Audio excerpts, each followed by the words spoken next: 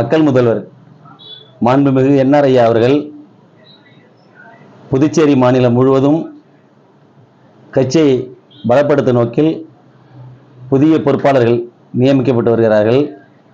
அதன் அடிப்படையில் காரைக்கால் மாவட்டத்தில் பொறுப்பாளர்கள் நியமிக்கப்பட்டு அறிவிக்கப்பட்டுள்ளது.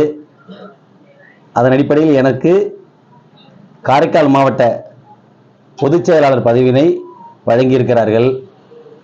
இந்த பொதுச் செயலாளர் பொறுப்பு வழங்கிய மக்கள் முதல்வர் மாண்புமிகு என்ஆர் ஐயா அவர்களுக்கும், முன்னாள் சேர்மன் முன்னாள் சட்டமன்ற உறுப்பினர் மரியாதைக்குரிய NSG ஜெயபாலன் அவர்களுக்கும் மற்றும் அமைச்சர் பெருமக்கள், சட்டமன்ற உறுப்பினர், காரைக்கால் மாவட்ட தலைவர் அனைவருக்கும் என்னுடைய நெஞ்சார்ந்த நன்றியை தெரிவித்துக் கொள்கின்றேன்.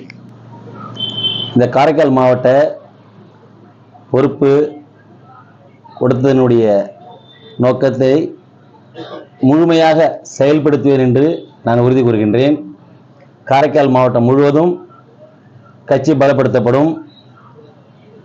வருகின்ற 2026ஆம் ஆண்டு சட்டமன்ற தேர்தலில் மக்கள் முதல்வர் தலைமையிலான ஆட்சி திரும்பவும் அமைவதற்கு எங்களுடைய முழு ஒத்துழைப்பையும் கட்சிக்கு அளித்து மக்கள் பணியாற்றுவேன் என்று உறுதி கூறுகின்றேன். மேலும் காரைக்கால் மாவட்டம் முழுமையாக இதுவரையில் சற்றேறக்குறைய 800 பொறுப்பாளர்கள் நியமிக்கப்பட்டிருக்கிறார்கள். தொகுதி வாரியாக 5 தொகுதியிலும் பொறுப்பாளர்கள் நியமிக்கப்பட்டு வருகிறார்கள். இன்னும் ஒரு மாத காலத்துக்குள் அனைத்து பொறுப்பாளர்களும் அறிவிக்கப்பட்டு கட்சியினுடைய பணிகள் துரிதப்படுத்தப்படும். புதிய உறுப்பினர்கள் சேர்க்கை பணியும் தொடர்ந்து நடைபெறும் என்பதை தெரிவித்துக் கொள்கின்றேன். தற்போது இந்த ஆட்சியிலே மக்கள் நலத்திட்டங்கள் எல்லாம் துரிதமாக நிறைவாக செயல்படுத்தப்பட்டு வருகிறது. இது அரசு சார்ந்து செயல்பட்டு வருகிறது. இனிவரும் காலங்களில் பொறுப்பாளர்கள் நாங்கள் எல்லாம் அரசியல் ரீதியான எங்களுடைய முன்னெடுப்பையும் கூடுதலாக பயன்படுத்துவோம் என்று தெரிவித்துக் கொள்கின்றேன்.